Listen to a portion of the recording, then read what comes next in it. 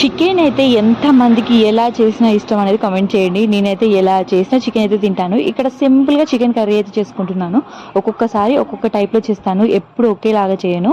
ఇక్కడ ముందుగా కడాయిలో ఆయిల్ వేసుకొని అందులో హోల్ గరం మసాలా, అలానే కట్ చేసి పెట్టుకున్న ఉల్లిపాయలు, అలానే కొంచెం కసూరి మేతి వేసుకున్నాను, అలానే అల్లం వెల్లుల్లి పేస్ట్, కొంచెం పసుపు వేసుకొని ఆ తర్వాత ఇక్కడ చికెన్ 1/2 kg తీసుకున్నాను.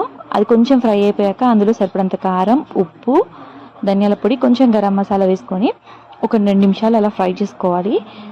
దీనివల్ల మనకు మసాలా ముక్కకు బాగా పడుతుంది. ఆ తర్వాత మంచిగా మూత పెట్టి మగ్గనివ్వాలి. ఇలా కొంచెం వాటర్ అనేది పైకి తెలాయి చూసారా.